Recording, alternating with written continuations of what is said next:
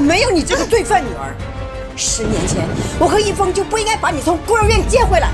哼，敢说诗词歌曲是你写的，该等说自己替一语顶罪。一语妹妹那么好，你竟然想毁了她！滚！给我滚出私家！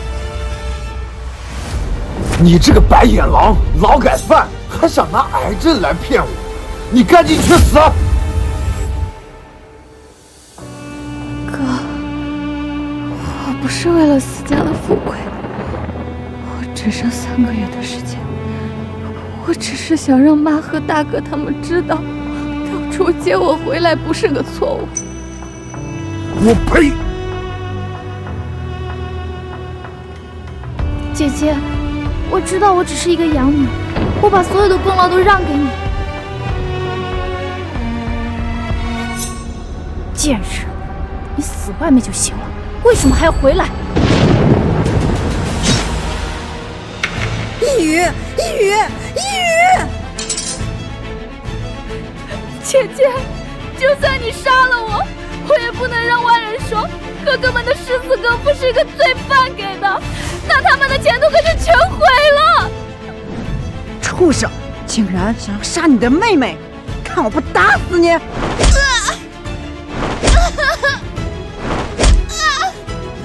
妈，交给我。一语已经不跟你争了，你还想害他？你是不是还想害我？你赶紧去死！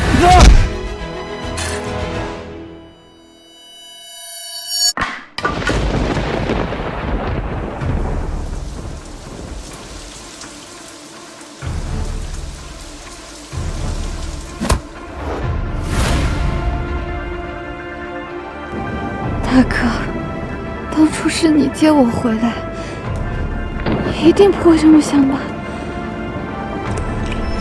我最感谢的人是我唯一的妹妹，天后司一语。如果不是为了我，她一定会成为最璀璨的那颗星。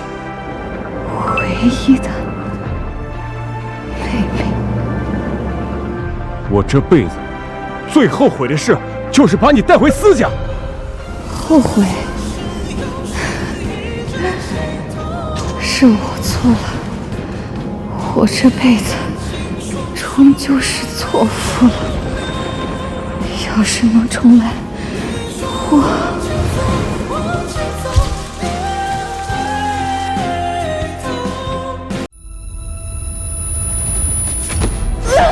我没有你这个罪犯女儿，就不应该把你从孤儿院接回来。你赶紧去死！滚！给我滚出私家！我这辈子最后悔的事，就是把你带回司家。你这个白眼狼、劳改犯！姐，这是大哥给你的大衣，还给你。姐，你救救我，我什么都不跟你争了，我求求你，你救救我。思雨，救你？对，我真不是故意的，是那个人，他突然冲出来，我才撞上去的。我求求你救救我，我给你磕头，你救救我。我这是重生了。重生在了5年前司一语酒后超速肇事逃逸，我替他顶罪的那一年。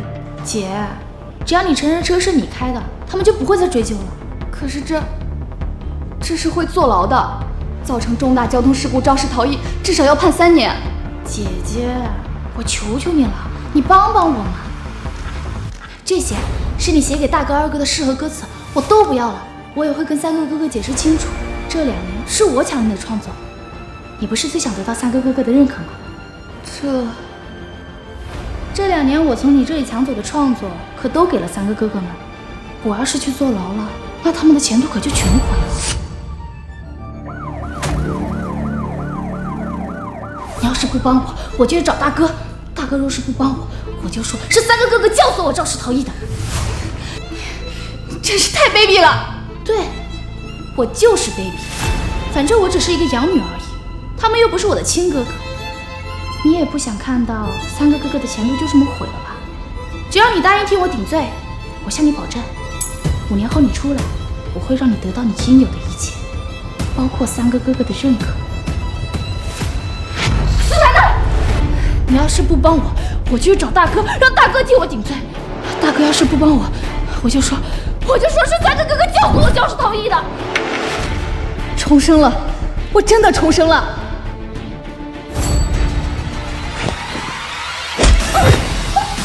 真是不要脸，真是不要脸啊！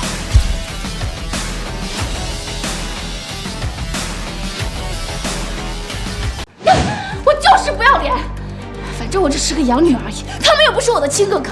你也不想看到你三个哥哥的前途就这么毁了吧？你就这么吃定我会替你顶罪？从你2年前创作的歌曲被我抢走开始，我就吃定了。像你这种从孤儿院里出来的人，自卑、敏感、渴望亲情，为了你那3个哥哥，让你去死你都愿意。是啊，为了那3个哥哥，我连命都可以不要。敢说诗词歌曲是你写的，可也敢说自己替一语顶罪。你这个白眼狼、劳改犯，还想拿癌症来骗我们？你赶紧去死！我最感谢的人是我唯一的妹妹，天后司一语。如果不是为了我，她一定会成为最璀璨的那颗星。司楠楠，我劝你还是最好乖乖把诗词歌曲、商业策划案通通给我，这样我还可以替你好好照顾你的3个哥哥，可以好好的继承司家。司一语，要是以前的我，你肯定就得逞。但是现在怎么样？你还要打我呀？那可是你最爱的3个哥哥。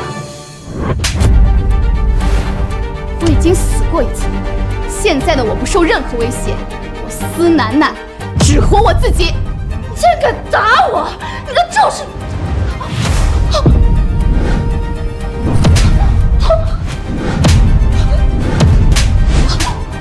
住手！竟然敢欺负一语！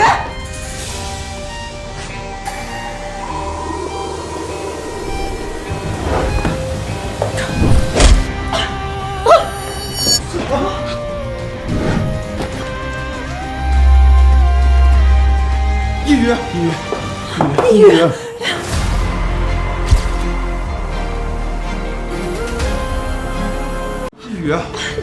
哎呦，没砸到亲女儿，砸到养女头上了，这得多疼啊！妈，你下手也太狠了。你这个逆女！混账！你刚才为什么要躲？你知不知道你躲的这一下让一语受了多大的伤害？你干什么？那你为什么要躲啊，我的好二哥？我躲？你能跟我比吗？你这个从小到大没人要的垃圾，怎么跟一语这种才华横溢的人比？我今天就要告诉你，什么叫教养。二哥，你竟然敢打我！打你怎么了？这不是你教我的吗？二哥，反了！你是真的反了！你这个白眼狼，二哥好心教育你，你居然打他！平时教你的那些规矩教养，都喂狗了是吧？哎，你我就是没有教养，没有规矩。你说的那2样东西，就是喂狗了。你这个逆女，我没有你这样的女儿，你给我滚出司家！好的，阿姨。阿姨，姐，你不能走。一语，让他滚！这个畜生害你受了这么重的伤，让他滚出司家！妈，我姐她不能走，她肇事逃逸，要我帮她顶罪。她要是走了，坐牢的就是我了呀！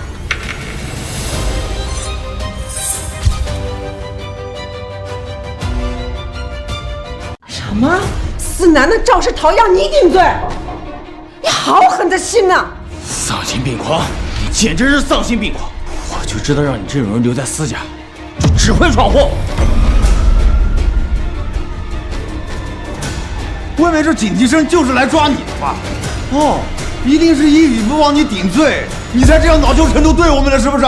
姐，不是我不替你顶罪，要是我进去了，谁来替大哥、二哥、三哥写诗、写词、写商业策划案呢？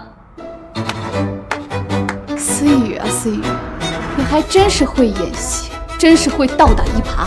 你觉得警察会相信你说的那些屁话？蠢货！站住！依婷，去把警察喊来，把这个畜生给我带走。好，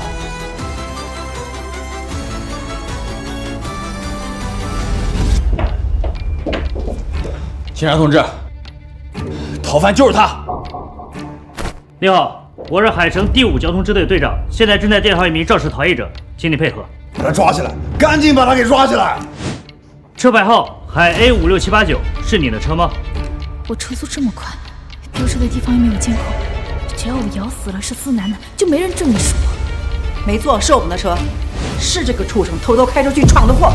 对，昨天晚上11点34分，你在金水路上飙车撞到一名行人，并且驾车迅速逃离现场，事故造成受害者身体多处骨折，情况是否属实？不属实，肇事逃逸的人是司义宇，不是我。不是我，不是我。警察同志，我能证明逃犯就是他。我也能证明，就是他肇事逃逸的，他还想嫁祸给我思雨妹妹。没错，我也能证明，我女儿一直在家，肇事逃逸的就是他。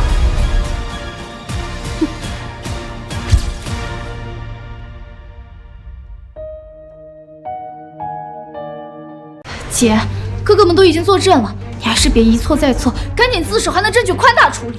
一群狗叫也能作证，那我还能作证肇事逃逸的人就是你。哎，对了，咱们不是有监控吗？赶紧查监控啊！姐姐，你还是赶紧认罪吧，万一事情闹大，哥哥们可就丢人了。发生什么事了？怎么警察都在这？大哥，都怪思楠楠肇事逃逸，他还想嫁祸给一宇，让一宇帮他顶罪。肇事逃逸？楠楠诬陷一宇？不会的，我相信我的妹妹们是绝对不可能肇事逃逸的。这位先生，这不是你想相信就行的事情，凡事都得讲证据。去收集肇事路口所有监控。是。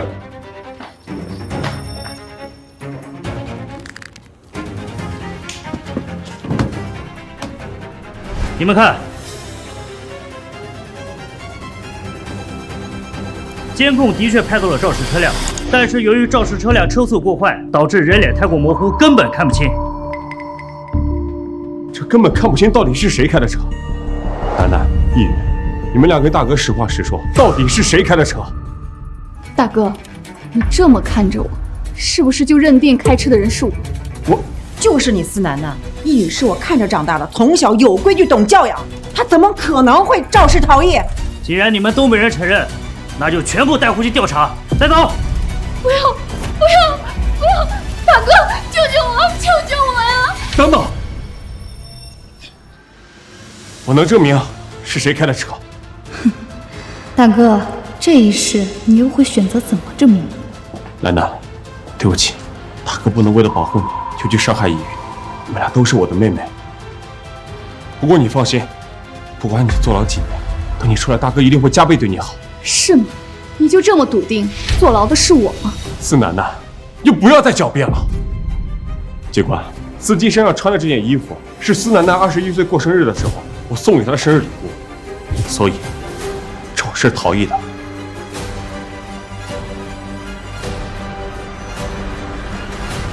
就是他司楠楠。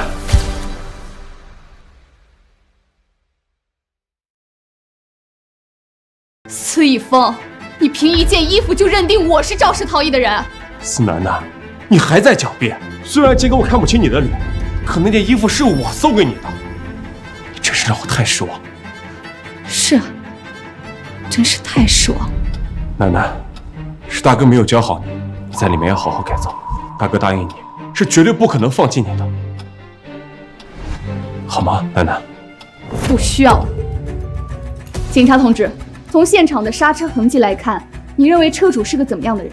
肇事车辆车速起码190，在路上做了几个高难度的动作，撞上行人之后，原地旋转了180度，横向漂移，迅速逃离现场。我断定，他一定是一个专业赛车手。我如果记得没错的话，司一宇在出道之前就是赛车手。不是我，不是我。一宇是赛车手又怎么样？他那么乖，只有你这个从小没有教养的人才会把车开那么快，还敢撞了人就跑。没错，一宇为人低调、乖巧懂事，是大家公认的大家千金，他怎么可能会肇事逃逸？思楠楠，你为什么一而再、再而三的污蔑他？哥哥把你带回家6年，教了你6年的礼仪教养，你怎么变成现在这个样子？满口谎言，心思恶毒。我满口谎言，心思恶毒。我的亲哥亲妈，你们难道不知道吗？我根本没有驾照。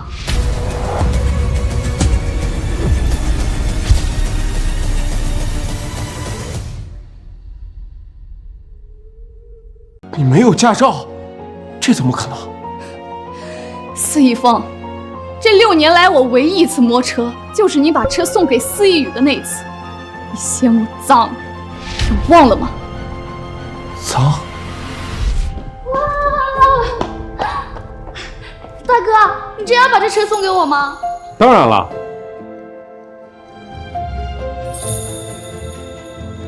哇，真漂亮啊！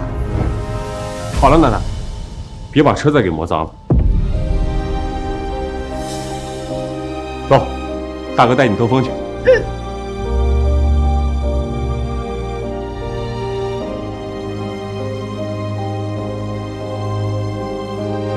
我竟然不知道楠楠连车都没摸过几次，更没有驾照。我真是一语肇事逃逸，是我错怪了楠楠。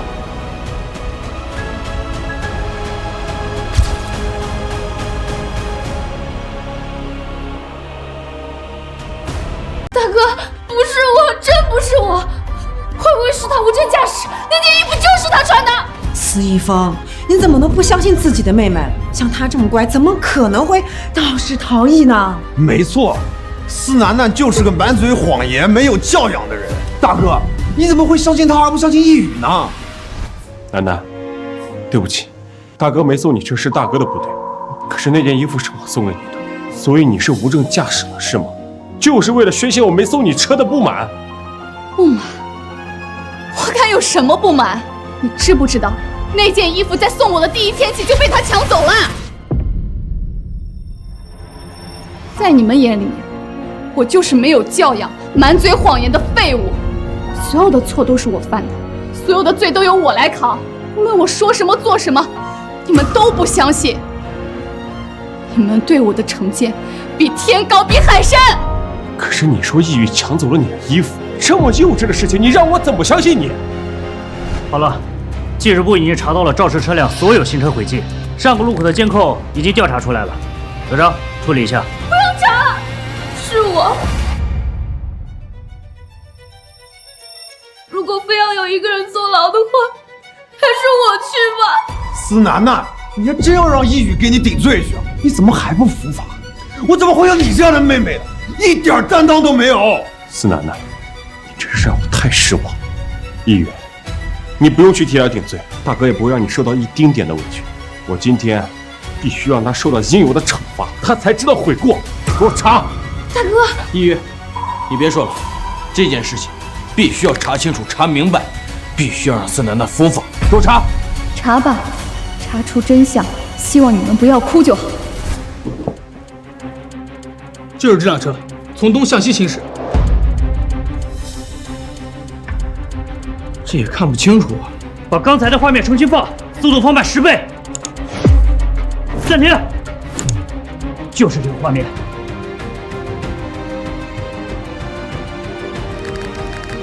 放大画面，让我看清这到底是谁。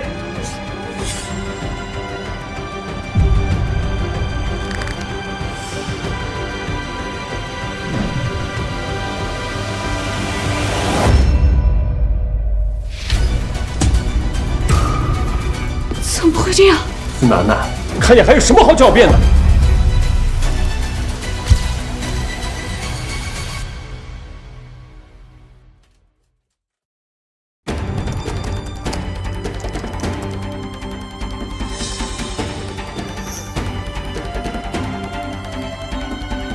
继续放大画面，我需要看清楚这个女人到底是谁。这一定是司楠楠，不会出错的。证据即将水落石出，你还是赶紧承认吧。承认什么？在最终结果出来之前，任何言语都是多余的。结果就是你将被法律制裁，关进大牢。司楠楠，就没有一丝丝的悔意吗？你真让我太失望了。失望？你还是先看清楚上面的人是谁再失望吧。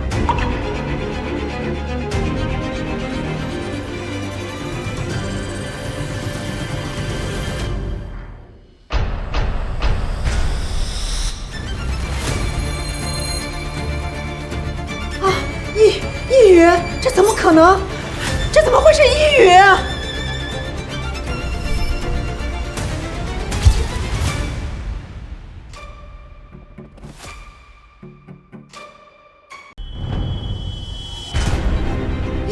易宇，这怎么可能？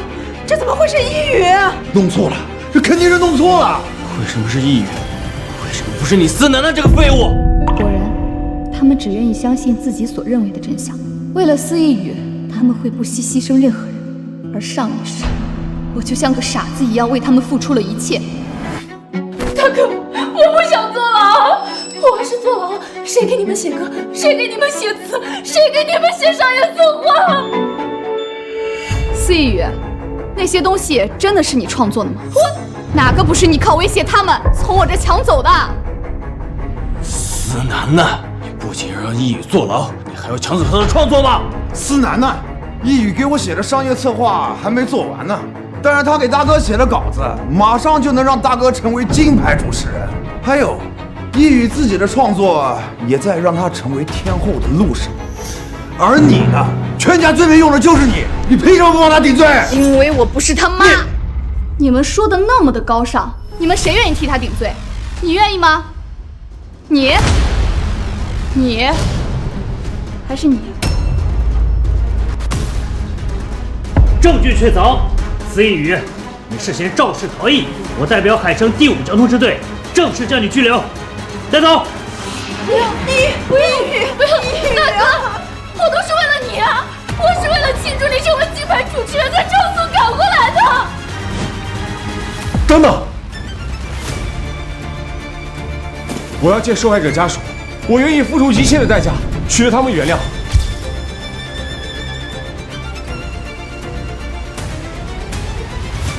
等等，我要见受害者家属，我愿意付出一切的代价，取得他们原谅。去里面好好反省，大哥等你回来。大哥，我害怕。楠楠，别怕，去里面好好反省，大哥等你回来。妈。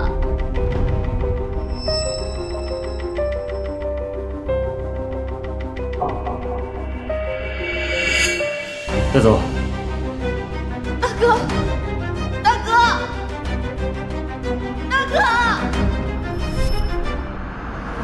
对，只要不让易宇坐牢，让我们司家做什么都行。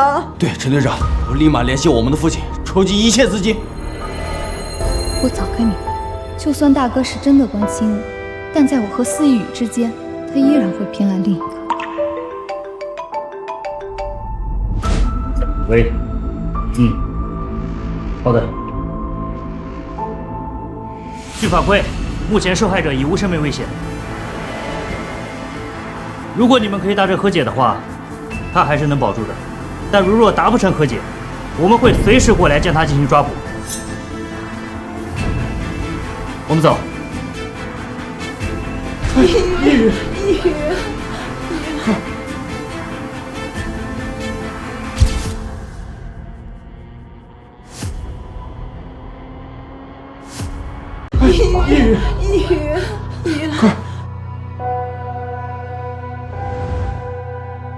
易宇，你放心，无论怎么样，哥哥一定不会让你坐牢的。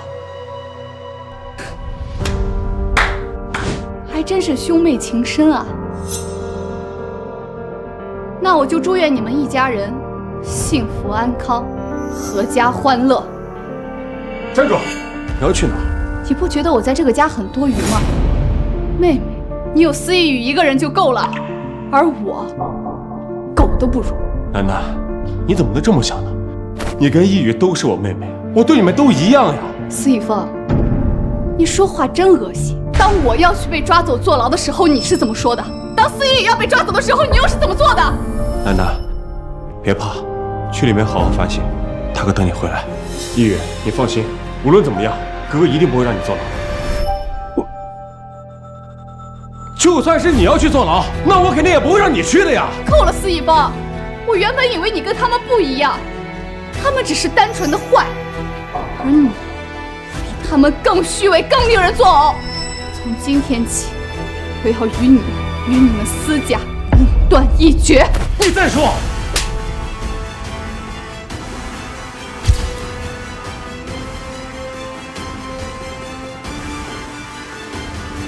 我让你说！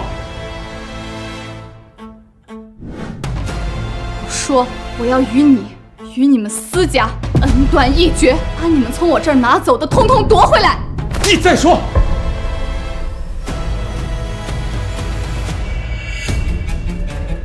恩断义绝！上去再说，再说，再说！这第一巴掌，我当是还你当初的搭救之恩；这第二巴掌，这几年你没欺负过我，我忍了；第三巴掌，看在你关心过我的份上，我不计较；这后面几巴掌，就当是断了我们这几年的情分。现在亲情没了，情分断了，你还有什么资格打我？思楠呐，现在真的要断情分，跟我们彻底断亲是吗？这几年来，你真的就从来没有对我们产生过真感情是吗？是，我是冤枉了你，可我这也都是为你好啊！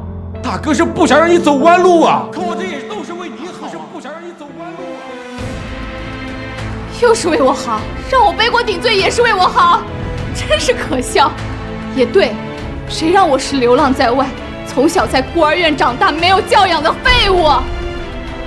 你们知不知道，你们的偏见就像是一座大山，压得我的脊梁骨咯吱作响。可谁又会听一个废物喊疼呢？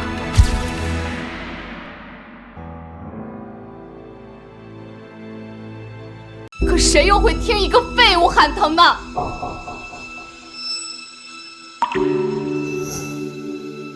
你们私家的地下室我住了整整6年，这6年来，私家上上下下里里外外都是我亲手打扫的。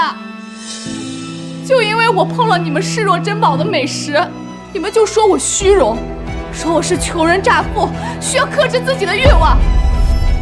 我竟然不知道，思楠楠这些年竟然遭受了这样的苦难。我不服气，我拼命的学习、写作、写诗、写歌词、写企业策划。我所做的这一切，就是为了向你们证明，我跟你们有同样的才华和能力。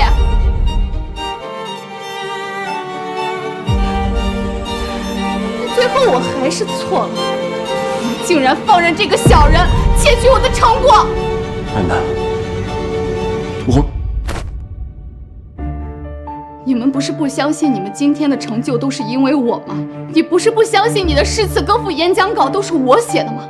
那好，从今往后，我就要在你们擅长的领域，把你们一个一个全部踩在脚底。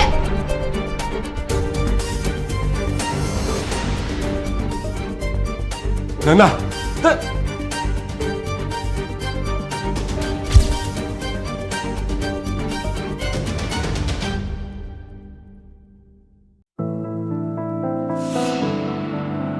楠楠变成今天这个样子，难道真的不是因为我们对她的惩戒吗？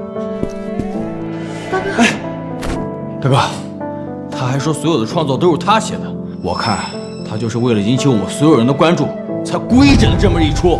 没错，他早就该滚出我们家了。让他出去吃点苦也好，这样才知道我们对他有多好。我一定会找到他，教他做一个正直、善良的人。大哥说的对，我们还是赶紧把姐姐找回来吧，毕竟这一切都是因为我。抑郁，这不能全部怪你，就先让他出去待几天，吃点苦头，这样他也能更好的意识到自己的问题。他不是说我们能有今天的成就全都靠他吗？他不是吹自己很会写诗创作？那行，我们就放手让他去做，有本事就尽管放马来打败我们啊！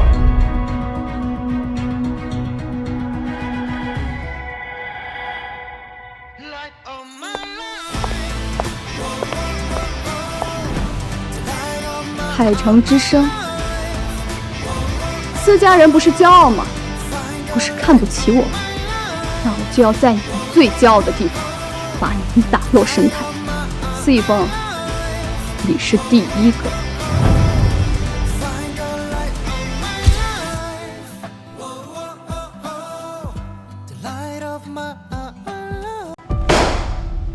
你们这些人到底在干什么呀？啊！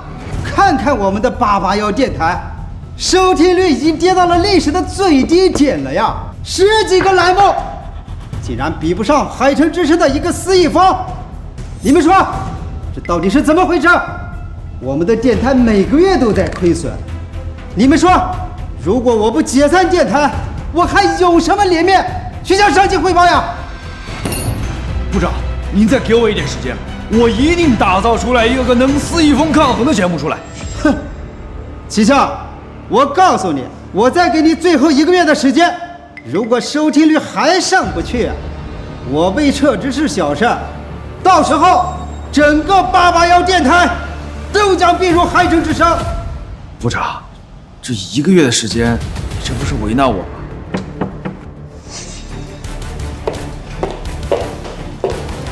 请问881电台现在还招聘主持人吗？能够打败海城之声司一峰的那种。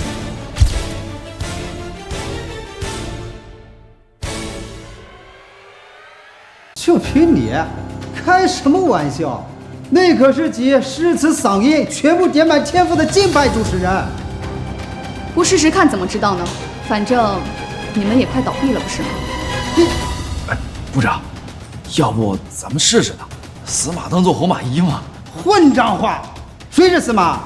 就凭他，叫什么名字不知道，有什么能力也不知道，拿什么去打败司一峰呀？就凭这个，16子阴阳风水秘术。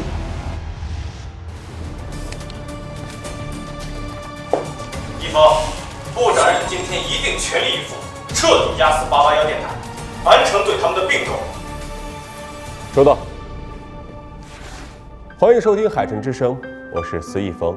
我们终其一生所追求的幸福，不在过去，不在未来，而在当下。碗中餐，眼中情，身边人。3餐4季，家人闲坐，幸福安康，灯光可期。司一峰，我当时写这些的时候，怎么就没有想到？你们根本就没有把我当成家人。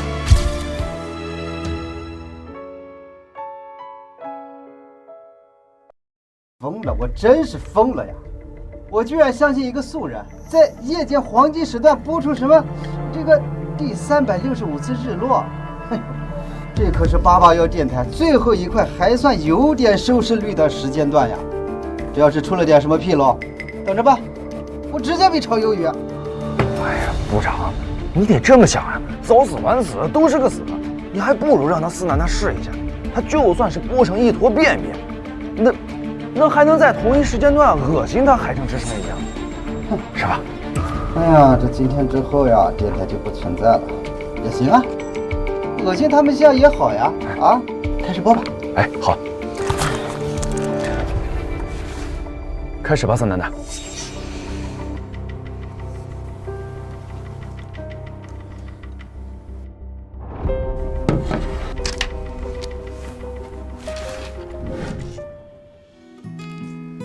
大家好，这里是海城881电台第365次日落每夜一个故事栏目，我是你们的新朋友司楠楠。接下来我要说的都是真实发生的故事。首先，我要告诉大家，盗墓不是温酒待客，更不是挥毫作画，那是洛阳铲捅穿历史风土的暴力，是雷管炸开文明年轮的破坏，每道盗洞都是刻在文物骨头上的刀疤。什么破电台还换主持人？第365次日落还盗墓，谁爱听？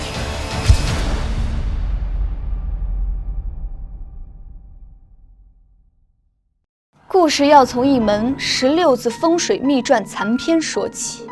那是我爷爷年轻的时候，败家，吃喝嫖赌抽五毒俱全，还四处骗钱，且骗得所有人都把他当成是臭要饭的，趋之不及。我爷爷骗我太舅爷爷，说要娶媳妇儿，这才从他手里骗来了20块大洋。结果他为了应付差事，竟然找了一个纸扎女。那水彩画上眉眼鼻子，远远望去，竟像活人一般。快，20块大洋就买了一个纸媳妇，哎，有意思啊！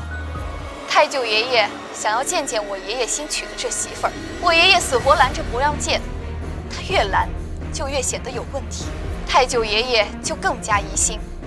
两下里，两人便争执起来。正在此时，里屋的门帘儿掀开了，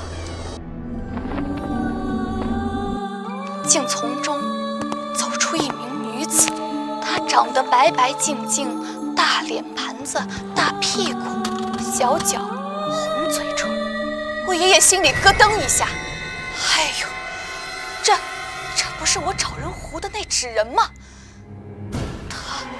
他竟然活了！我去，纸人竟然真的活了，这太刺激了！兄弟们，快去听881电台，有惊喜，有大惊喜！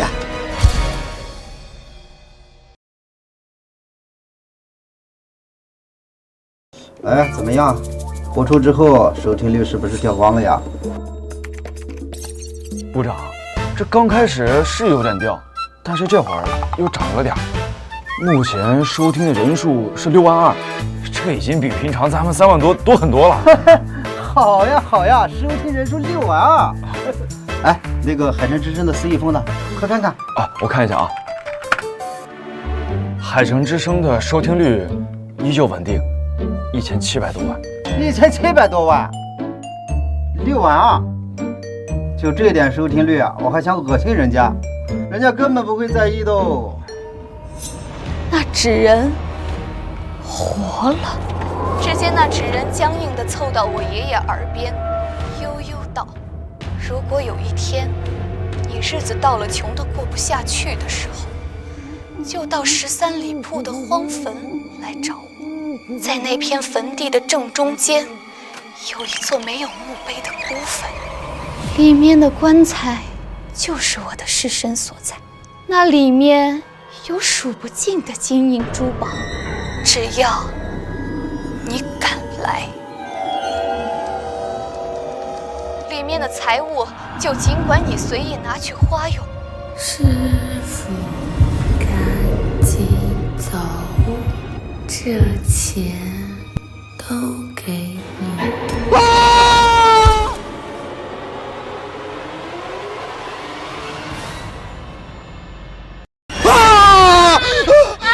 师傅，对不起，我演出快迟到了，我给你钱，加钱都行。啊，对，哎呦，大妹子，你这妆也太吓人了，差点把我给吓走了。哎呦，兄弟们，快打开电台881！哎呦，今晚的故事太刺激了！来，快来！哎，兄弟，老婆，大妹子，你这是到去哪啊？黄金档讲恐怖故事，主播你也真够拼的呀！完了，我睡不着了，想听又不敢听。都别睡了，快来嗨，赶紧来听881！我操，可老子吓尿了！我去，海城之声的流量开始下滑了，这小部分的听众都吸引到我们电台来了。哎，我们电台现在收听人数上100万了，这还是几年来咱881电台第一次有这么高的数据呢。100万呢，居然已经达到突破100万人数的收听率了！好呀！广告之后马上回来。哎，一语这篇稿件写得非常感人，今天咱们的收听率破纪录了吧？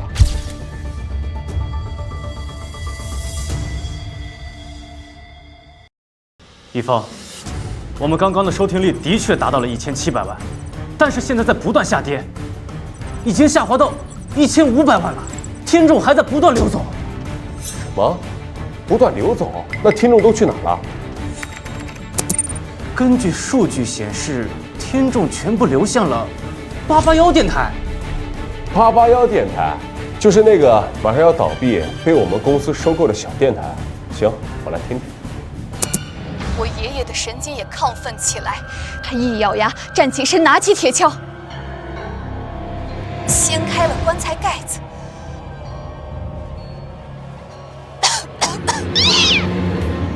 只见棺材中赫然躺着一位美女，高鼻梁，大红嘴唇，洁白的脸庞，两边用胭脂点了2个大红点儿。凤冠霞帔，大红丝绸，穿吉祥袍的新娘子。这个人的播音功底太强了，绘声绘色，引人入胜。不过这声音有点耳熟呀。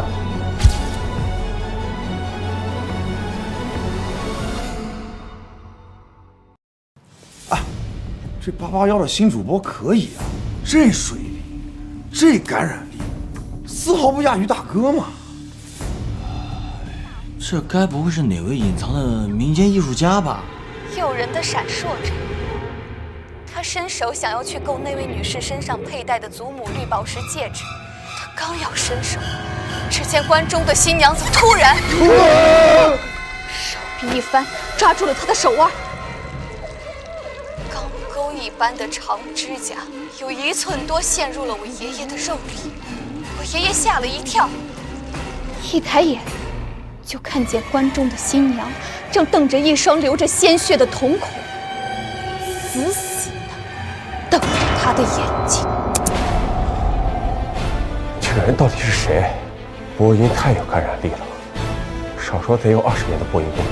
这881电台新进的主持人到底是谁呀？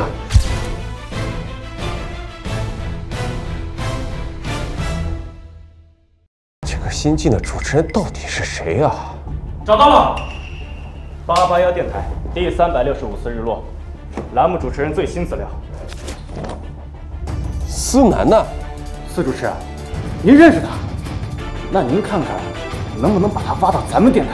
就在刚刚，他们881的电台收听率已经破了900万，这样下去对我们很危险。划过了，这个主持人的声音真的很像楠楠，不会这个新进的主持人就是楠楠吧？不行，我得弄清楚。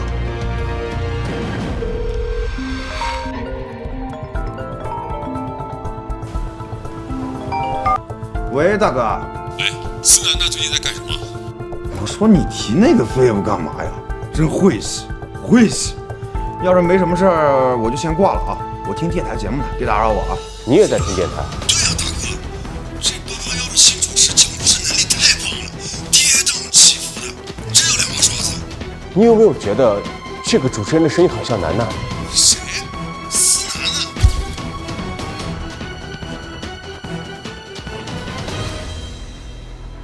谁？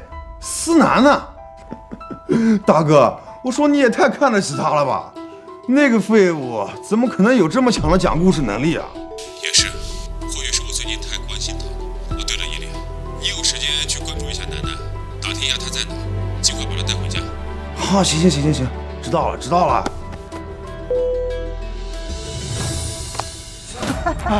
900万了，这才第1天播就达到了900万的收听率。部长，咱们最巅峰的时候也没这么高吧？是呀，这第1天就达到了900万的收听，这可是从来都没有人能够做到的呀！哎，这海城之声的王牌节目也不过就是1000多万而已嘛！啊，咱们这次呀极有可能超过海城之声。来播，让司楠楠继续播，一鼓作气。一峰，你说这个881电台这么火，不会真超过咱们吧？不可能，不管他是谁，都不可能超过司一峰。接下来我要唱一首歌，这是我的歌曲首秀，这是一雨妹妹留给我的底牌，绝对不会输。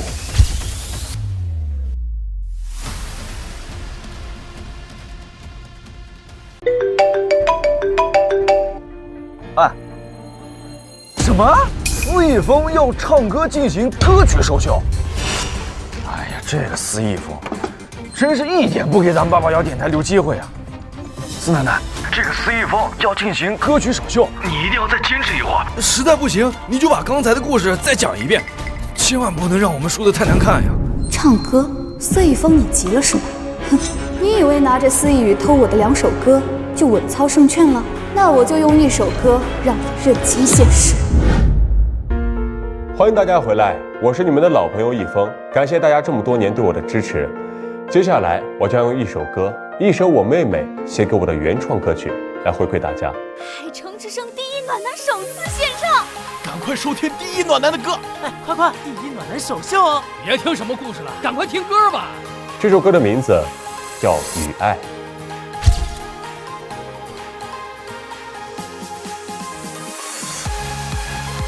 这首歌的名字叫《雨爱》。钟爱的雨滴，一滴滴累积，屋内的湿气像储存爱你的记忆，真希望雨能下不停。没想到男主去唱歌也可以这么好听，太完美了吧！哎呀，气死我了！这肆意风那就是哗众取宠，一个主持人他唱什么歌啊？你们唱歌，我们收听率立刻掉了60万。部长，你看啊，这还在掉呢。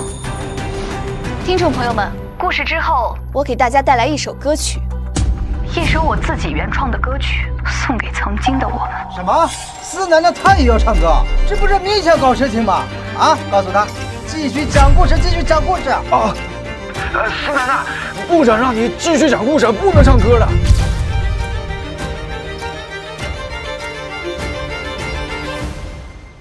因为肆意风的妹妹肆意雨，她是一个著名的创作人，跟她比唱歌，你输定了。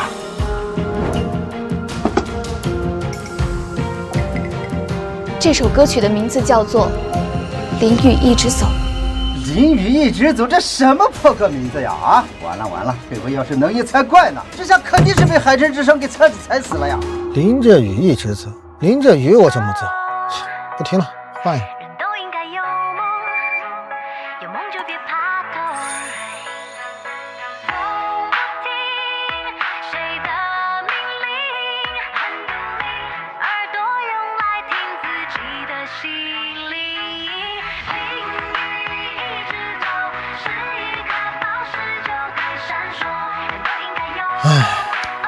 没当司机之前，我也是一个很有志气的青年呢。哼。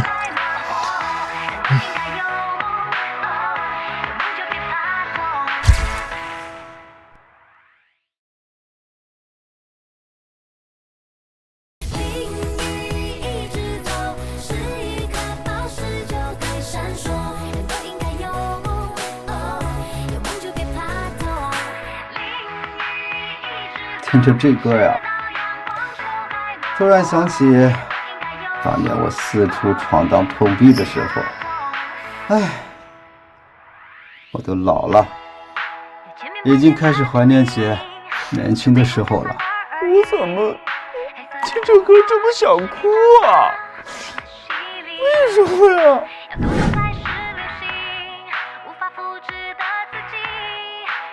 兄弟们，快来给我听歌，都给我哭！881，这个主持人唱的歌也太好听了，金曲，绝对的金曲！耳朵要怀孕了，速来听歌！四奶奶，你都究竟经历了什么呀？大师级别的播音水准，金曲品质的歌曲，天堂级的唱功呀！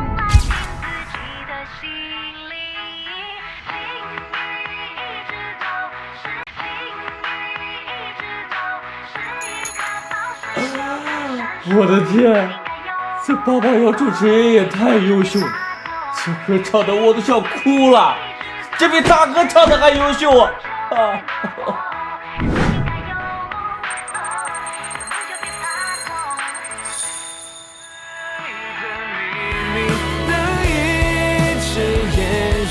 我相信我将会看到彩虹的美丽。感谢大家收听一封，明天我们依旧不见不散。部长，这什么呀？这多少呀？啊！我虽然不太懂音乐，但是我知道这首歌绝对是经典金曲的标准。我想这首歌的收听率应该不会太惨吧？部长，你看啊，你看，这，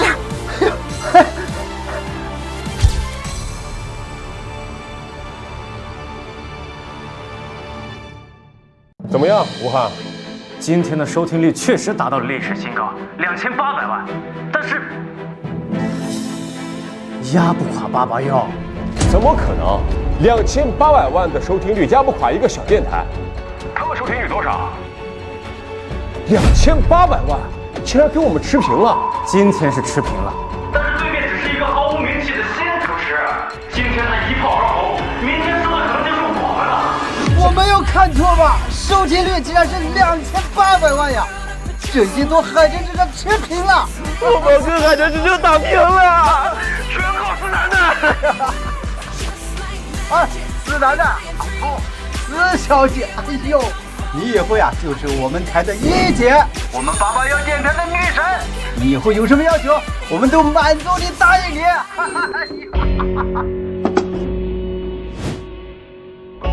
我什么都不要，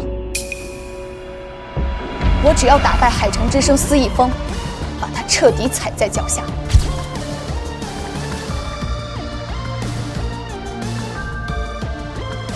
怎么可能啊！今天可是我的歌曲首秀，他们怎么会超越我？他们又写了什么新故事啊？他也唱了一首他自己写的歌，是不是搞错了？我唱歌，他也唱歌，还超越了我们美思雨写给我的歌。是这样的？不可能！我要听一下回播。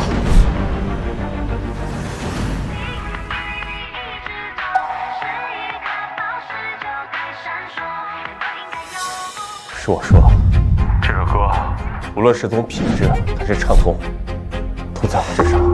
今天是持平了，明天怎么办呢？这个881电台的第365次日落的新主持人思楠楠，到底是何方神圣？思楠楠，为什么偏偏是这个名字？我的妹妹思楠楠要是有这样的才华，我也不会这么担心她。思楠楠，你妹妹是思楠楠？我妹妹思楠楠要是有这样的才华，做梦都能笑醒。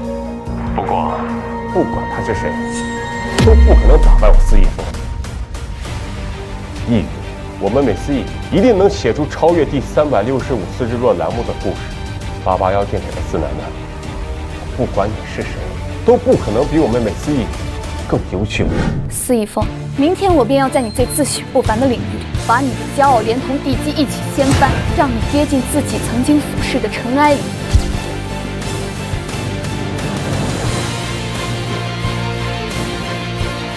逸宇啊，你最近有没有创作出什么新的稿件，可以供大哥使用啊？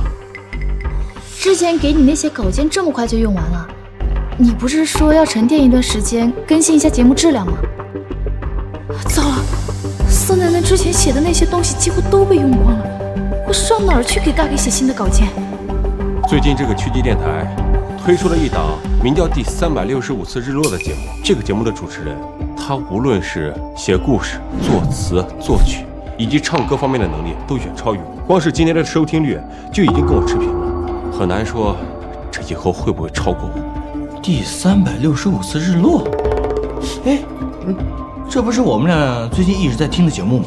哦，对，就是那个主持人啊，嗓音真的很有特色，写的稿子也很吸引人呐。哎，你们说这第365次日落的主持人究竟是何方神圣？怎么会有这么厉害的才华？说起来，这个主持人还跟楠楠同名呢。思楠楠同名？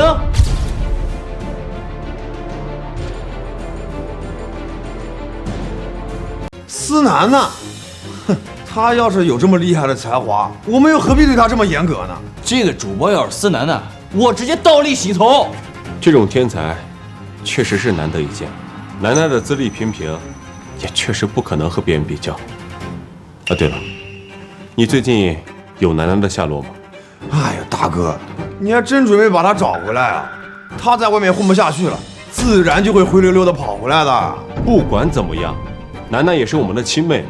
这些年她在外面受了不少苦，就算是她平时这行为有什么不规矩，缺乏教育，但只要她回来了，我都会好好教育她。怎么可能真的不管不顾呢？行啊，我给你把她找回来就是了。啊，大哥，你还是先忙好自己电台的工作吧。一宇，你之前提供的那些稿件，让大哥获得了金牌主持人的称号，那这次是不是也能帮大哥获得第一？大哥，我最近忙着写歌呢，真的没有时间。再说了，我也得有自己的生活嘛。一宇，你以前可不是这样的，不管我以前稿件要的多急，无论什么时间你都会给我准备好。以前是有司楠楠那个白痴在，只要你们说要稿子，他就会不眠不休的给你们写。现在难道要我也做那个白痴啊？嘿，大哥，我有一个好主意，明天我去你们电台直播当嘉宾，这样不仅能宣传我的新歌，还能提升你们节目的收听率，这不是一个一举两得的好事吗？那真是太好了！明天我的节目一定会创造新的历史收听记录。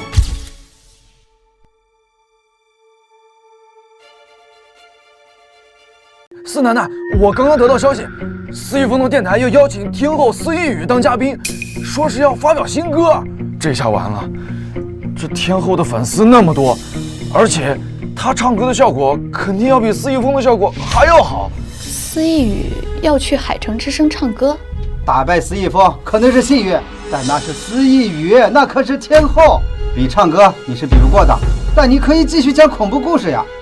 只要收听率别太低，别太难看就行。哎呀，这本来收听率昨天都持平了，我还想着今年能肯定超过司一峰呢。司一峰有这样的人脉，能够打败他，只能靠奇迹了。没想到能打败他们的那一天，竟然来得这么快。放心，今天我就让你们见证什么是奇迹。撑着油纸伞，独自彷徨在悠长、悠长又寂寥的雨巷。我希望逢着一个丁香一样结着丑怨的姑娘。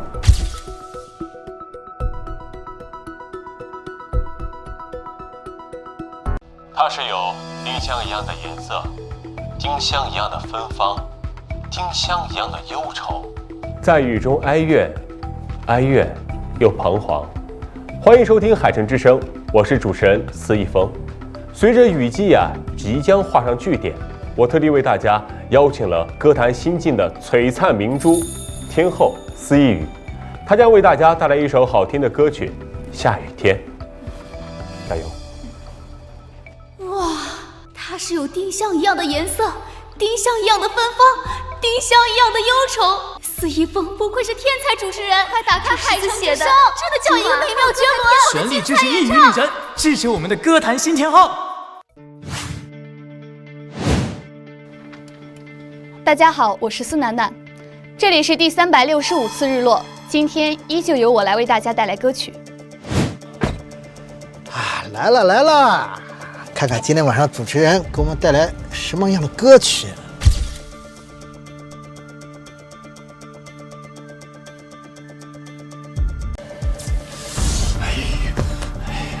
大哥和小妹的电台已经开播了，但是我又想听那个第365次日落，我想知道这个新人主播又有什么新花样。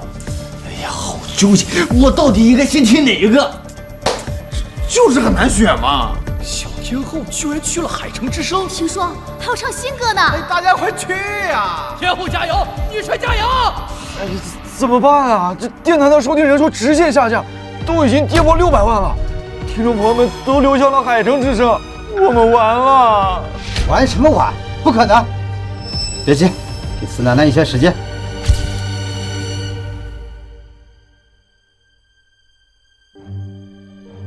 下雨天了怎么办？我好想你，我不敢打给你，我找不到原因。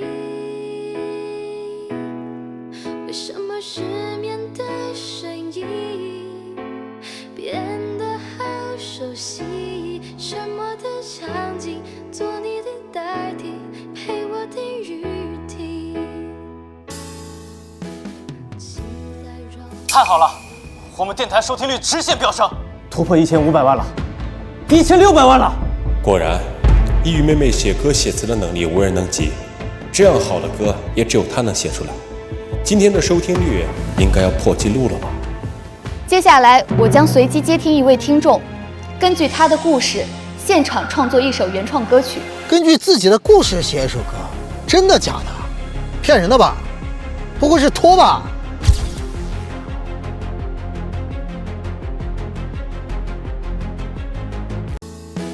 期待让人越来越沉溺，有谁和我一样等不到他的谁？爱上你，我总在学会寂寞的滋味，一个人撑伞，一个人擦泪，一个人好累。怎样的雨，怎样的夜，怎样的我能让你很想念？雨要多大，天要多黑，才能够有你的季节？其实没有我，你会变成很细心，别结局还很多一些。这天后的歌实在是太好听了吧！是啊是啊，再搭配肆意风那成熟磁性的声音，搭配这夜晚的雨景，呀，实在是太雅了。没错，这雨天后的嗓音啊，实在是太好听了。下雨天真的太好听了吧，不愧是一雨天后呢。现在听众反馈非常好。一语妹妹果然优秀，她写的稿子和歌都不是普通人能达到的高度。第365次日落，现在的收听率应该急速下降了吧？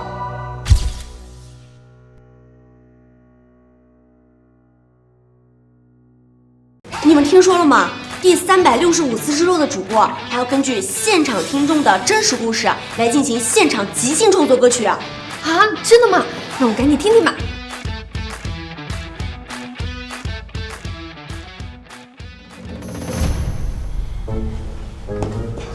要不我们听听365次日落的节目？但是，我只是想了解一下情况，打探一下敌情嘛。啊，好吧，我同意。好的，接下来我们来接听第一位打进电话的听众。你好，你好，你真的能够根据我的故事创作出一首原创的歌曲吗？没错，请说出你的故事。我是一个小三，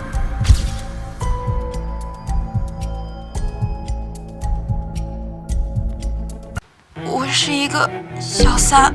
啊！哇塞，这个劲爆！小三，这也太炸裂了吧！我知道他有老婆，还有一双儿女，我就是大家口中那个不要脸的小三。贱人！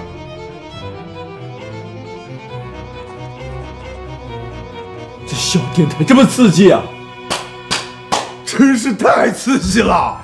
炸裂炸裂！大家快去听爸爸要电台！都是唱歌，还不如听一语天后的。你懂什么？有人在881电台里爆料自己当了小三，还要主持人根据他的故事写一首歌，这么刺激！我现在就去听。准确的说，我也是最近才知道我是小三。我一直以为我和他是正常的恋爱关系，我不图他任何物质，他也拉着我的手发誓，说会永远爱我，直到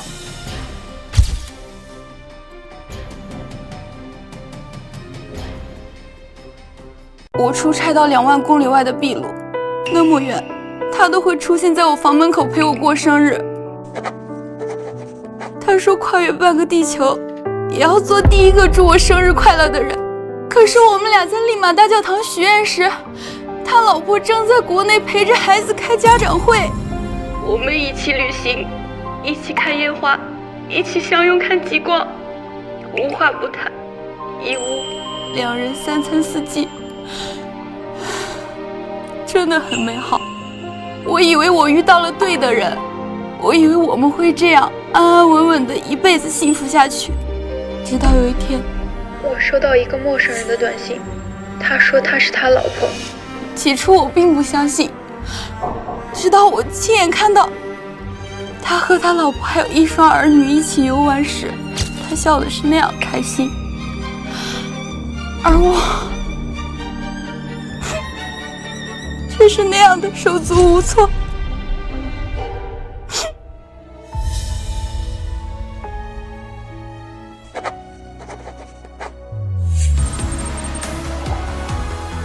观众朋友们都在持续的进入，这故事太炸裂了，听众朋友们都被吸引进来了。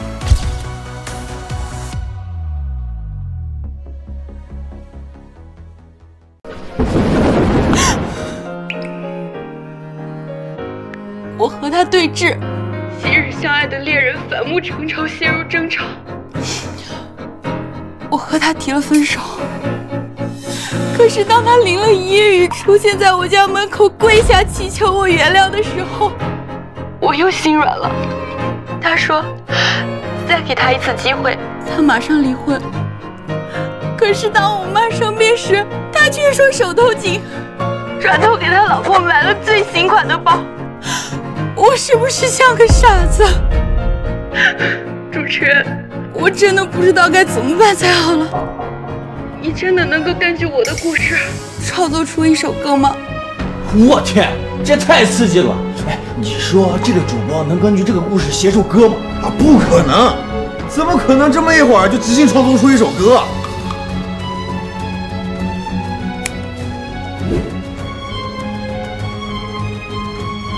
当然，我已经完成了。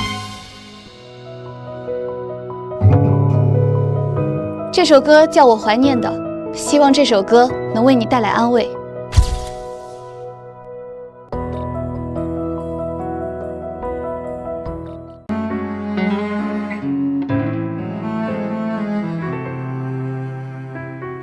我问为什么那女孩传简讯给我，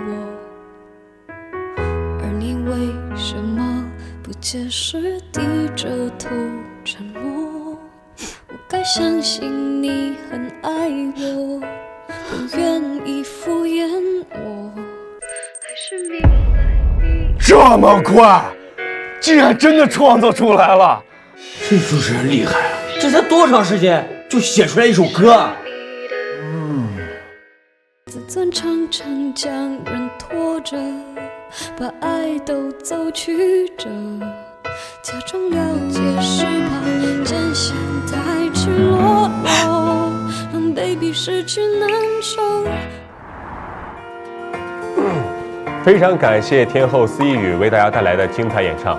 如果大家呢还有什么想听的歌，欢迎拨打我们的热线电话来进行点歌。一方，我们直播间的听众停止上涨了，停在了1600万，听众全部流向了隔壁电台。什么？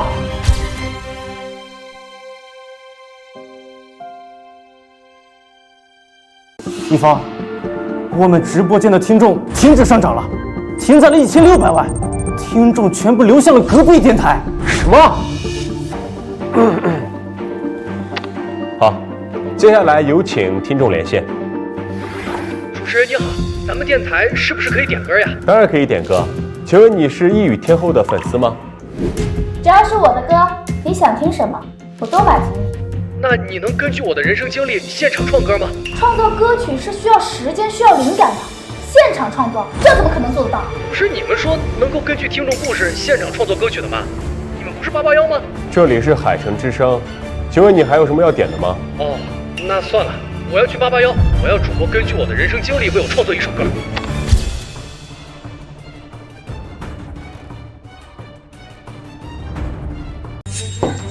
我堂堂天后都做不到现场创作，这谁能做到啊？我在这里警告一下那些居心不良的同行，提升自己的业务能力才是正道，不要惊动那些歪心思，找一些托来我这里闹事。好，接下来有请下一位听众。我怀念的是无话不说，我怀念的是一起做梦，我怀念的是争吵以后还是想要爱你的冲动。我记得那年生日，也记得那一首歌，记得那片星空，最紧的右手，最暖的胸口，谁忘了？我怀念的是无言感动，我怀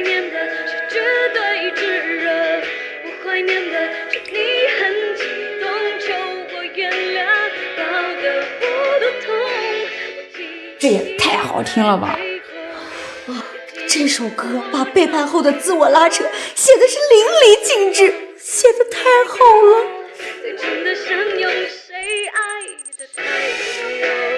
1600万，听众朋友们一下涨到1600万了，我的天啊！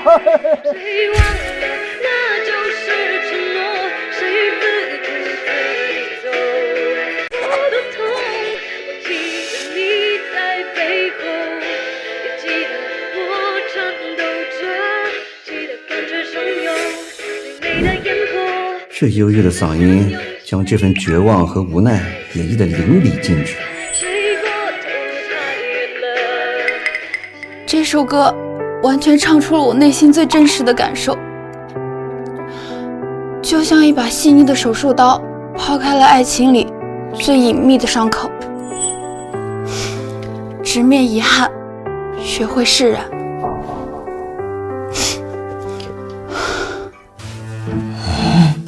我本来以为在这么短的时间，他只能写出一首普通的歌，但没想到他又写出来一首金曲。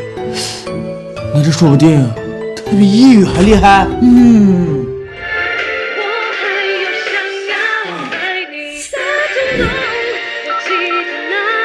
快给我查这个人是谁！我愿意出600万，600万不行就900万，900万不行就1000万，给我不惜一切代价把这个人给我挖到公司来。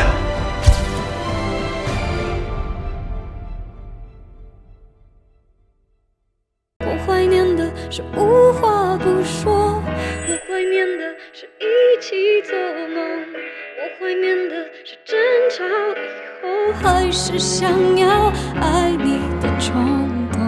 我记得2900万，2900万了，而且还在持续上升。哎呦，这已经创造了奇迹呀！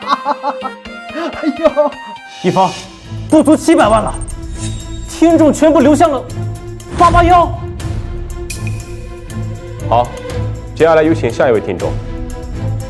喂，主持人，是不是你们说能根据我自己的故事写歌呀？不好意思，你打错了。不足200万了。主播，俺想跟你说说俺的初恋，你能给俺们俩写首歌吗？打错了。喂，我跟你说说我的故事，你能够了？主持人，别动！你打错了。你能给我原创一首歌曲吗？你打错了。请问这里是司一峰主持的电台吗？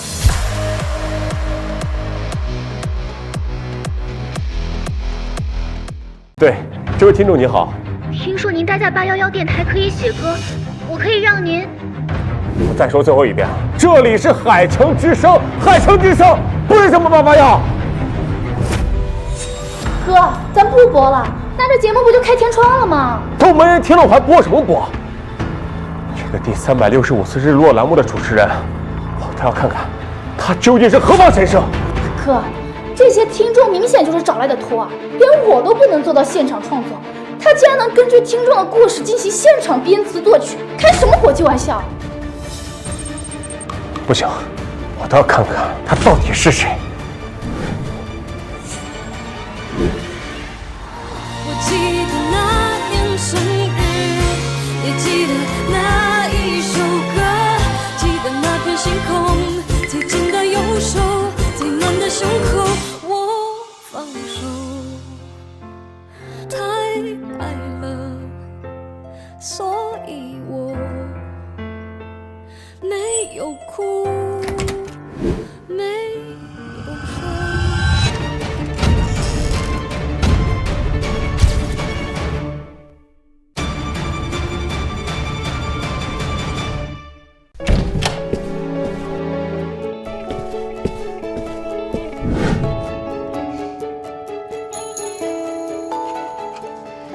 这位听众，你觉得怎么样？太好听了，这首歌完全唱出了我心中最真实的感受。你喜欢就好。接下来我们来接听下一位听众。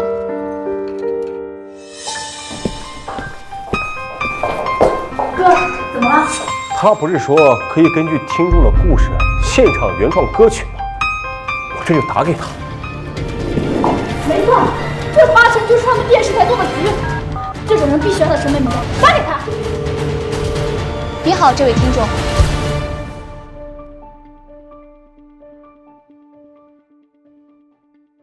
喂，请问你们可以根据听众的故事现场原创歌曲是吗？我有个好故事想要分享给你。这声音怎么这么熟悉？好像是司逸峰。好，请说出你的故事。我有一个妹妹，从小就流浪在外，在她20多岁的时候被我们接了回来。我们全家人对她可以说是掏心掏肺，从来没有嫌弃过她没有教养、没规矩。我们让她住大别墅，让她吃山珍海味，每年给她600万的零花钱，还让她上全市最贵的上流学校，给她无尽的疼爱和最好的资源。可她呢，就因为一点点小小的误会，就叛出家门，至今都了无音讯。果然是他，我的好大哥。在他眼里，我永远是那个没有教养、忘恩负义的白眼狼。既然你想让我被外人唾骂，那我就好好的给你唱一首。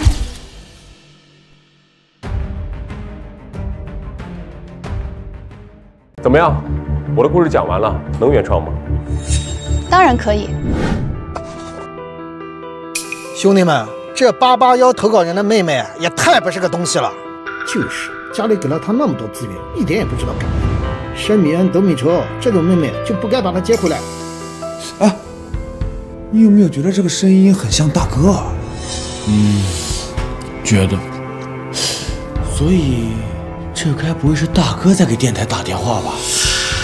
我可以为你原创一首歌曲，不过在这之前，我想问你几个关于你妹妹的问题。我想电台直播间的听众们也一定很想知道。可以，你问吧。你说你们全家对她掏心掏肺，让她住大别墅，那我请问，你还记得她住的是哪一间吗？这声音不就是司楠楠吗？我当然记得了，她就住在……我怎么不记得楠楠在哪住？2楼是1厅的，3楼是1邻的，最大的房间是1隐的，那楠楠在地下室啊。哦，原来你说的大别墅就是地下室啊。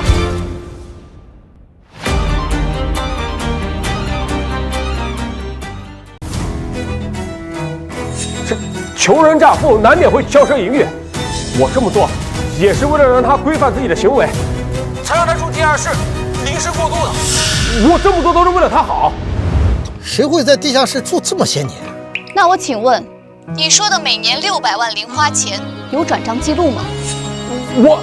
你说的无尽的资源和宠爱，请问你能举个例子吗？为什么？为什么我竟然什么都想不起来？这投稿人在说谎啊！这家人太不是东西了，在节目上还胡说八道。这位听众，根据你的故事，我已经为你原创了一首歌，希望你能听好了。怎么可能？这么短的时间能创造出什么好歌来？司楠楠，你可真是个创作天才。不行，我不能告诉大哥，他其实就是司楠楠。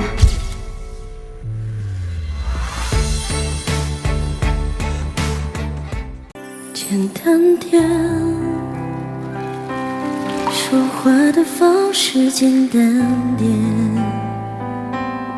递进的情绪轻声略，你又不是个演员，别设计那些情节。怎么可能？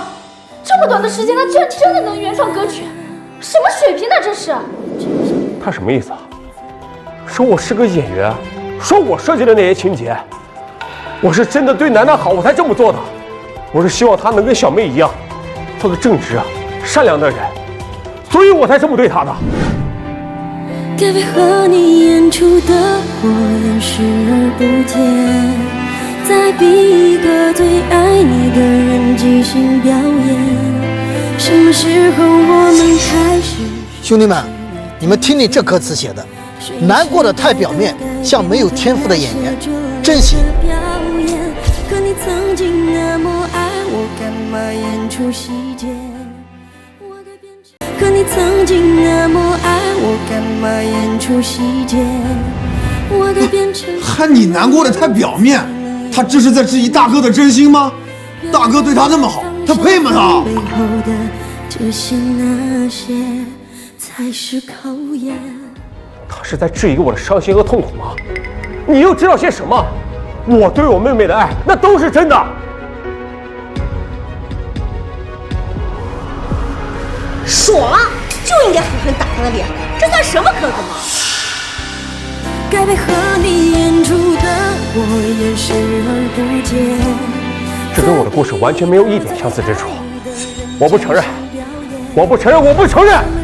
只是在说我演戏，说我没有底线吗？可是楠楠，我的妹妹她也是这么想我的吗？可我这都是爱她才这么做的呀。可你曾经那么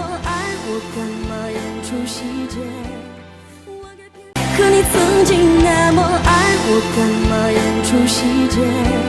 我该变成什么样子才能配合出演？原来哎，对呀，这个人要是真爱他妹妹，怎么可能在节目里面这么抹黑他呢？我看那个妹妹才是最可怜的，被带回家那么多年还这样子对她，真的应该早点和那家人分开。其实感情最怕的就是这是在说我们假惺惺，说我们装模作样。哭不出了，是否还值得？涨了，涨了，部长，你快看，快看！好，好。你的差别人人挑选，如果还能看出我有爱你的那面，说我剪掉这些情节，让你看上去体面。是在说我胡编乱造、恶意抹黑楠楠。你凭什么质疑我对我妹妹的爱？我这么做，那都是因为我爱她，所以我才会这么严厉的对她，才会屡次纠正她犯的错误。这一切都源自于我对她的爱。我就不信，这个世界上还有这么不识好的人，这钱和资源都不要，执意要回贫民窟，那肯定是做了对不起人家的事了。造谣，造谣！这跟我讲的故事完全都不符，我不认，我不认！我对妹妹这么好，她不可能会质疑我们之间的感情。我要去找这个主持人当面说清楚。思雨，你跟我一起去，我们找他当面说清楚。哎，大哥，我突然想起了，我明天早上还要跟时代嘉兴娱乐签约呢，我先走了。行，我自己去找他。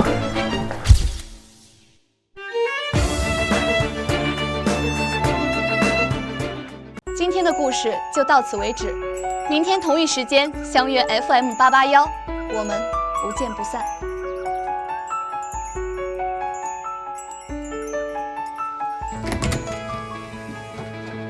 司楠楠，4000万，我们最高时段的收听率已经达到了4000万！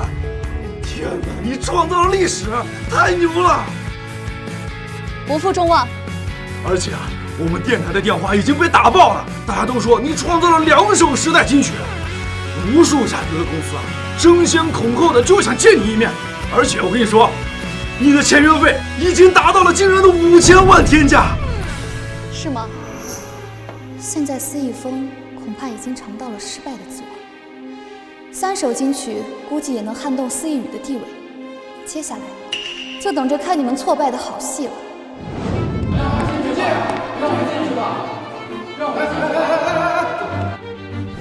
让开！不好意思，请问你有预约吗？我是市台的司艺峰，见你们区台的一个小主播还需要预约，这算什么？这些人都是来找他的啊！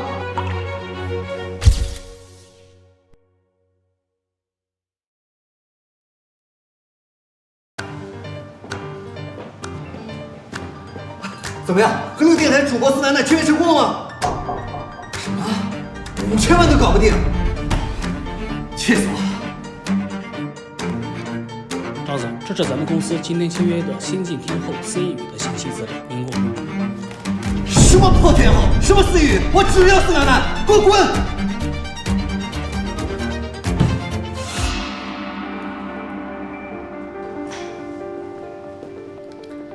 可以签约了吧？四小姐，签约可能要延后了。什么？不是你们时代嘉兴叫我来签约的吗？我可是堂堂天后。张丹顺张总呢？张总有急事儿，所以四小姐您还是先回去吧。张主管，可以麻烦您告诉我到底发生了什么事吗？你还不知道吧？881电台的新主持人，2天原创了3首歌曲，我们张总愿意出5000万的高价，发了疯似的非要签他，可是人家压根就不同意。就是他。怎么，司小姐难道认识他？不妨引荐一下。不认识。好吧，那司小姐，我还有事先走，您请便。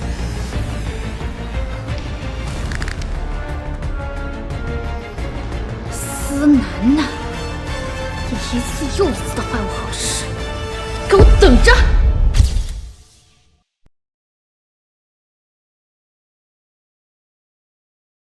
让我们进去吧，让我们进去吧。我们主持人不方便见大家，请回吧。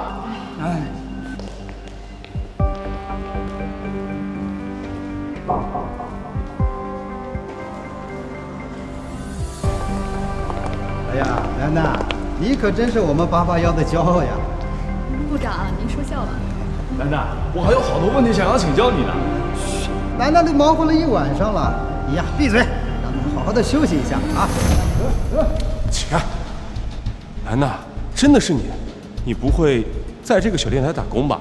没错，我就是在这个小电台工作。还好大哥先找到了你，等一会儿跟我回家。大哥之前确实是对你有点误会，不过那都是因为爱你才对你这么严厉的。爱我？你眼里心里只有你那个养女妹妹吧？楠楠，到底大哥要怎么做你才能明白我的用心呢？我之所以这么对你，那都是为了培养你。算了，我们不在这解释。你们台里那档第365次日落节目的主持人呢？我要见他。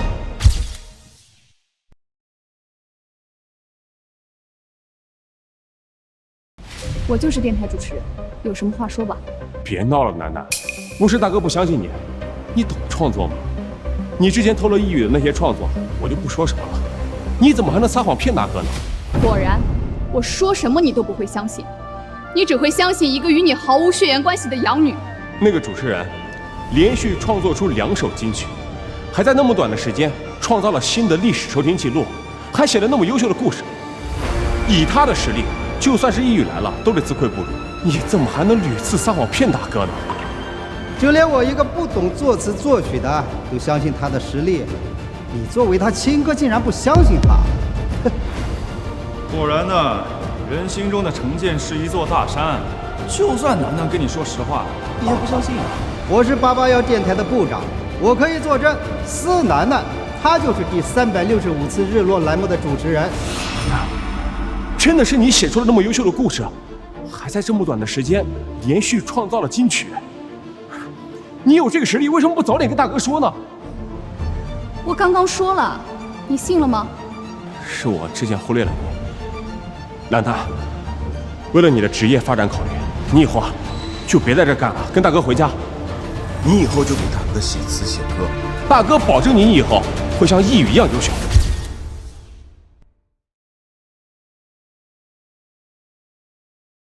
你跟我提那个养女。楠楠，你怎么能对一语成见这么大呢？我成见大，他偷我创作的时候你怎么不说？他天天欺负我的时候你又在干什么？你是说，一语的那些创作都是偷你的？那不然呢？我的好大哥。楠楠，是哥错了，哥真的错了，哥以后会好好对你。之前亏欠你的那些，我都会去尽力弥补你。楠楠，你听话，跟大哥回家好吗？没用的时候把我一脚踢开，现在我有用了又求我回去，别做梦了。你别忘了，当初是你自己说你只有一语这一个妹妹，而我永远是司家的一个屋顶。竟然把楠楠这么一个天才给拒之门外，你们司家还真是有眼无珠。我们881不欢迎你，还！楠楠，楠楠，你听，楠楠，楠楠，你听大哥解释。你放开我大哥！司楠楠，你就这么欺负大哥是吧？你给我滚回家去！你让我回去我就回去，你别忘了，我早就说过，我与你们司家已经彻底恩断义绝。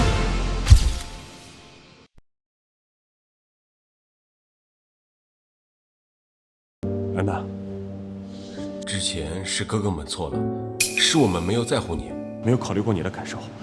我保证，以后哥哥们都会加倍对你好的。跟我们回家吧。大哥，你在说什么呀？他都这么欺负你了，你还帮他说话？给我闭嘴！楠楠再怎么说也是我们的亲妹妹，你们怎么能这么对她？我不认可，我只有一语一个妹妹。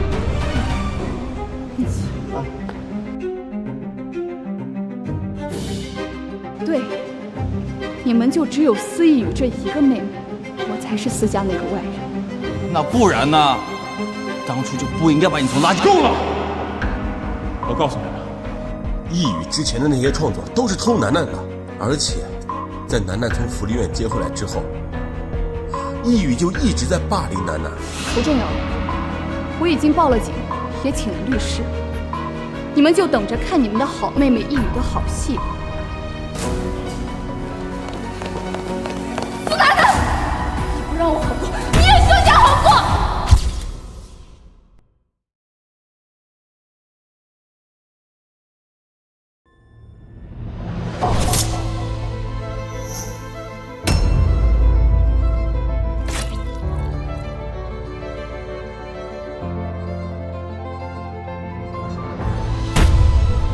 大哥，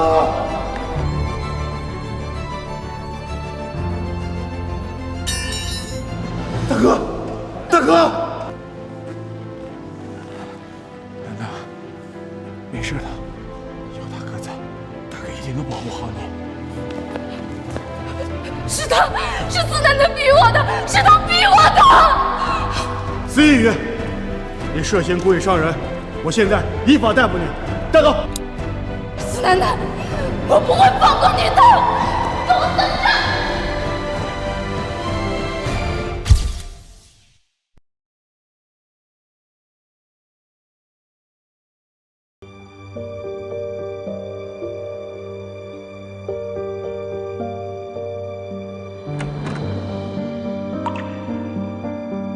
医生，怎么样了？医生，手术很成功，但病人失血过多，需要观察。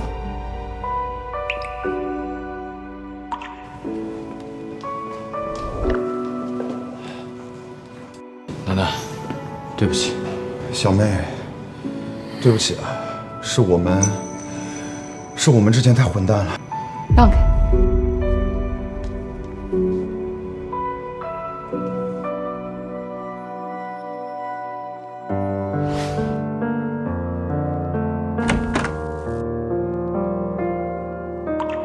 楠楠，这是你以前最爱喝的银耳莲子羹，我给你带过来了。我记得你以前总说自己会胃疼。楠楠，二哥知道错了。你看，二哥把壁纸换成你当年在地下室写的诗了，苔花如米小，也学牡丹开。你说过你想当作家，哥却把你的手稿当废纸卖了。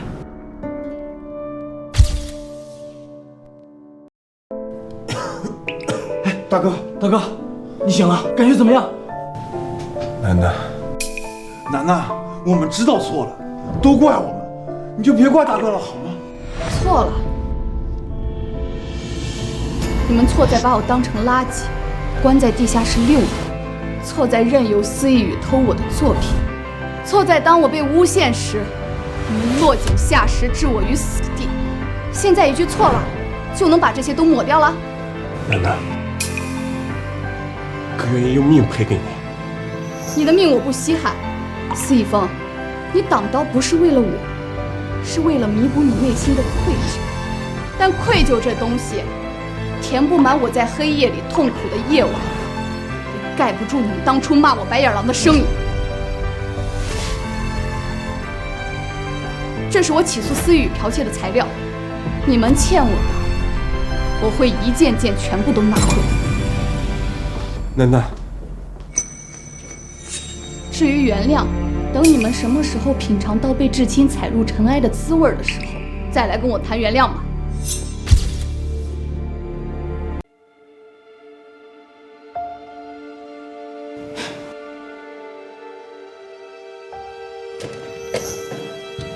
你来干什么？你的减刑材料里面缺了一份受害者谅解书，想要吗？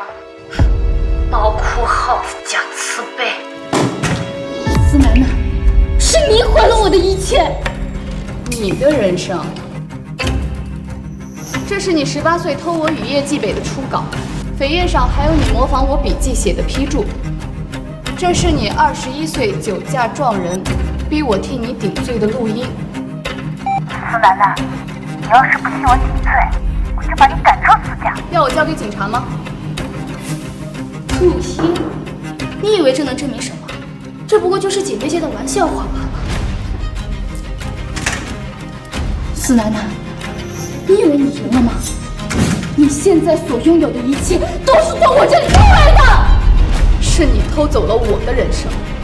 自从你被孤儿院接回来那一天，我就像一条毒蛇一样盯着司家的一切。我根本就不在乎。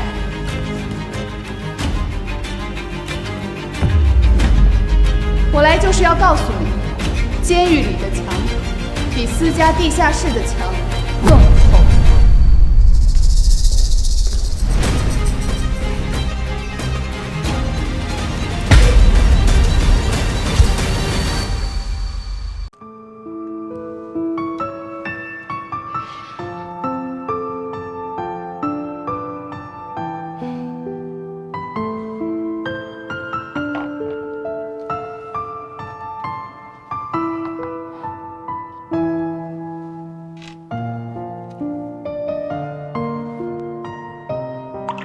大家好，这里是881电台，我是你们的老朋友司楠楠。今天呢，我不讲故事，只说一段话。有人问我后不后悔与过去决裂，我的回答是不后悔。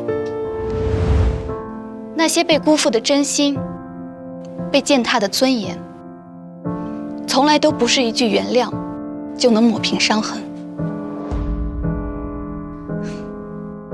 但我也感谢这些伤痕，是他们让我明白，真正的强大不是原谅伤害，而是有勇气转身。从今天起，我的人生不再为任何人挡刀，只给值得的光让路。各位，晚安。